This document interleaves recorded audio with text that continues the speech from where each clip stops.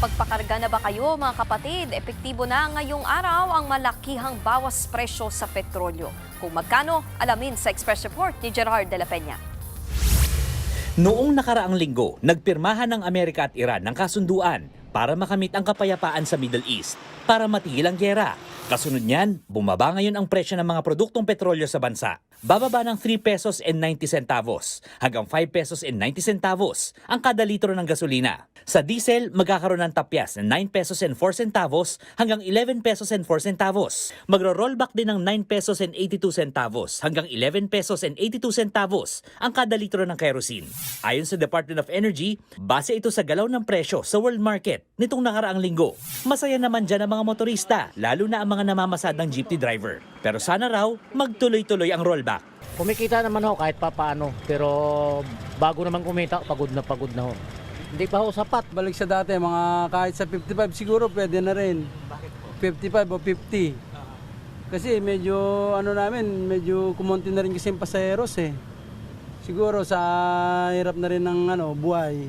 Samantalang sa mga airline, umaasang bababa na rin ang fuel surcharge na sisingilin sa mga pasahero sa mga susunod na buwan. Since the war has officially ended or the MOU signed, we have seen signs of fuel price coming down. The industry has been really affected by the hike of the fuel price. As fuel prices goes down, we will also be revising our fares.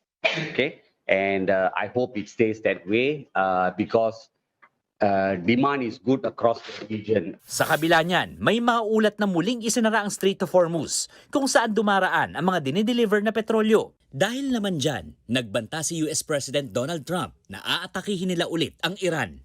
Nababahala naman si Energy Secretary Sharon Garin. I think it's concerning. This has been happening for the past 3 months. May reports, there are reports that says there's peace, then the next day there's reports that there's bombings, and then the next day naman may closure, and then next day inaalaw na naman. So DOE has always took the stand na taken the stand that we prepare for the worst. Sa ngayon, tuloy-tuloy pa rin ang pamimigay ng pamahalaan ng 10 pisong diskwento sa kada litro ng diesel para sa mga jeepney at UV Express. Ang halos 3,000 accredited na gasoline station sa buong bansa, madadagdagan pa raw yan sa mga susunod na linggo. Nagbabalita mula sa Frontline, Gerard de la Peña, News 5. Mga kapatid, Nikki de Guzman po. Para sa pasada ng mga rumaratsyadang balita, mag-follow at mag-subscribe na sa social media pages ng News 5.